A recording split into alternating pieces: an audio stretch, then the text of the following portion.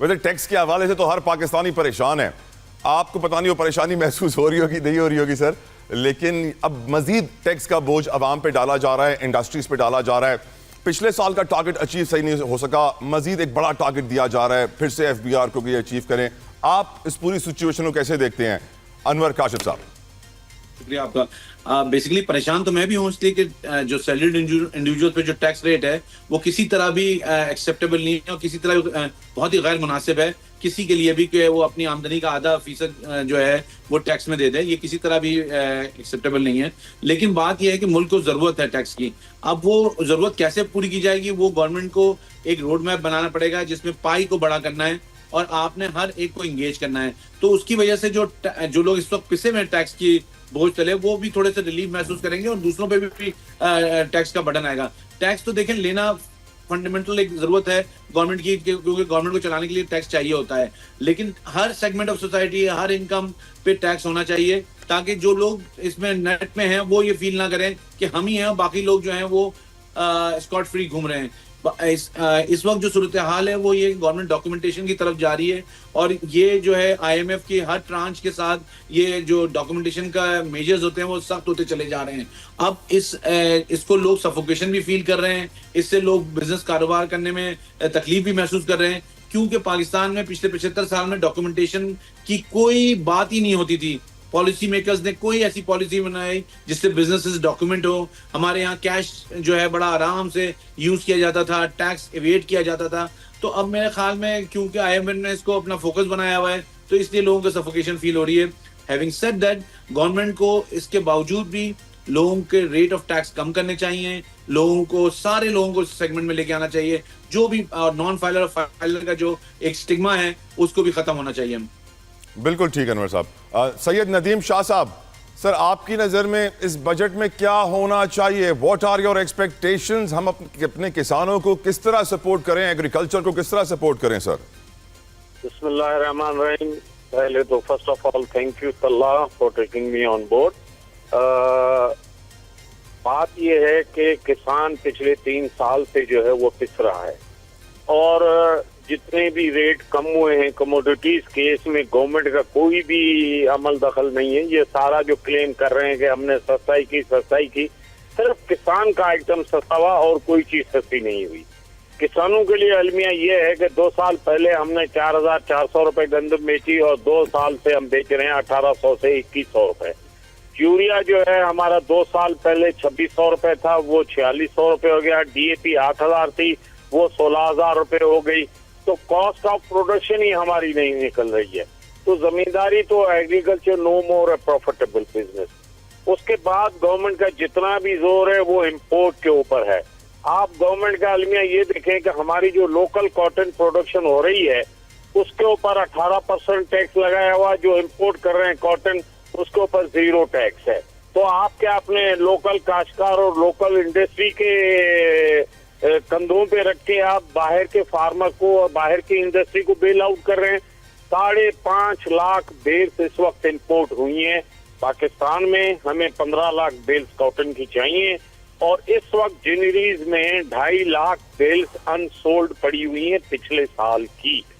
तो कॉटन का हाल ये हो गया है कि हम जो 15 लाख बेल्स पे आए थे वो हम चले गए हैं 5.5 लाख बेल्स पे।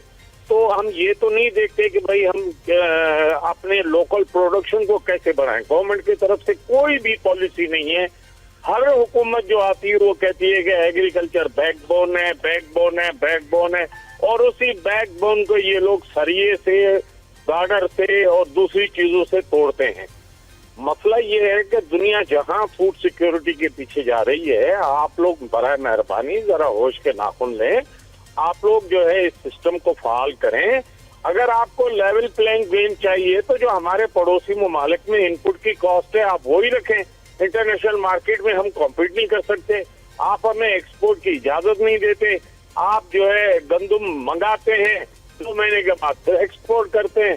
तो मुझे वो एक पंजाब के मिनिस्टर की बात याद आती है। मुशर्रफ के दौर में थे, हम लोग चीख रहे थे कि भाई ये गंदम आपने $250 में एक्सपोर्ट की, फिर $440 में आपने इंपोर्ट की। तो उन्होंने साहब ने मुझे कहा शाह जी अनु छड्डो इतने आवन दे भी पैसे थे जावन दे भी पैसे। तो ये जो बीच में आवन जावन जो लगा रहता है इसको खत्म करना चाहिए। हमें मुल्क और कौम की तरक्की के लिए जो है सारा हिस्सा अपना अपना डालना चाहिए। तो गवर्नमेंट को चाहिए कि वाज़ेह पॉलिसी बनाए जिसमें और उसमें कंसिस्टेंसी हो। अगर आप हमें सपोर्ट प्राइस नहीं देते बेशक ना दें, हम नहीं कहते हैं हमें सब्सिडी दें, लेकिन आप हमें लेवल प्लेइंग गेम तो दें ना। आप हमें इनपुट्स की कॉस्ट इंटरनेशनल लेवल पे तो दें ना, आप हमें प्राइसेस इंटरनेशनल लेवल पे दें। आप हमारी कम्युनिटी के ऊपर जो है बैरियर लगा देते हैं, लेकिन जो हमारे इनपुट हैं उनके ऊपर आप जो है कोई भी आपका नहीं है अमल दखल। यूरिया वालों को अभी देखेंगे कंपटीशन कमीशन ने 37 करोड़ रुपए पेनल्टी लगाई है फर्टिलाइजर कंपनी के ऊपर कि आप लोग जो है मनमानी कर रहे हो। और आप एक एक फर्टिलाइजर कंपनी के देखें कि कितने कितने हजारा अरब उन्होंने कमाया है, जबकि काश्तकार जो है सबसे ज्यादा अफेक्टी काश्तकार पंजाब का है, क्योंकि 73% काश्तकारी पंजाब में होती है। वो they are not even hand to mouth now.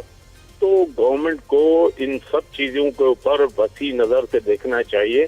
और अलमिया ये है कि 1 महीना पहले मैंने बैंगन कद्दू और तुरई ये भेजी मंडी में, मेरे कट्टे गए 35 किलो वाले 150-200, टमाटर भी उसमें था, लेकिन ठेले पे वही चीज 100 रुपए किलो बिक रही थी। तो ना कंज्यूमर को फायदा हुआ ना प्रोड्यूसर को फायदा हुआ, बीच में आदमी खा रहे हैं। हमने बारहा गवर्नमेंट से गुजारिश की है कि भाई आप फार्मर्स की मार्केट बनाएं, हम अपना माल बेचें। जैसे बाज सेल लगती है मिलों का माल मिलों के दाम, तो हम ये कहते हैं कि जमीन का माल जमीन के दाम, तो कम से कम कंज्यूमर को भी फायदा हो, प्रोड्यूसर को भी फायदा हो। जो आड़ती 12% हमारे से कमीशन ले जाता है बगैर 1 रुपया लगाए हुए, वो मार्जिन हमें बच जाएगा तो भी हमारे लिए बेहतर हो जाएगा। तो लगता है ऐसे है कि जो पॉलिसी साहब बनाते हैं उन्होंने गर्मी सर्दी ये वो सब एसी और हीटर वाले कमरे में से देखिए, उन्हें ग्राउंड रियलिटी क्या कोई पता है ही नहीं है। सैयद बादशाह आप भी जानते हैं सर, आप भी जानते हैं सैयद बादशाह कि जो ये आबादगार होते हैं जब ये सियासतदान बनते हैं और बड़ी पोजीशन पे आ जाते हैं तो ज़राअत को बिल्कुल इग्नोर कर देते हैं और उनका लाइफस्टाइल कुछ और ही बन जाता है। फिर मैं इसके ऊपर आपसे गुफ्तगू करूंगा और यकीनन ये एक इशू है जो मैं अपने बाकी मेहमानों से भी उठाना चाहूंगा कि जितनी चादर हो उतने ही पैर फैलाने चाहिए या चादर से ज्यादा पैर फैला के बजट डेफिसिट में जिंदा रहना चाहिए। और ग्रे इकोनॉमी के ऊपर सवाल पूछना है, हुकूमती अखराजात के ऊपर आपसे सवाल पूछना है। लेकिन मेरे प्रोड्यूसर साहब मुझे एक ब्रेक का कह रहे हैं, ब्रेक से वापस आएंगे, डिस्कशन को आगे बढ़ाएंगे। अपने व्यूअर्स से मैं दरख्वास्त कि वो हमारे साथ रहें। Don't go anywhere, will be right back.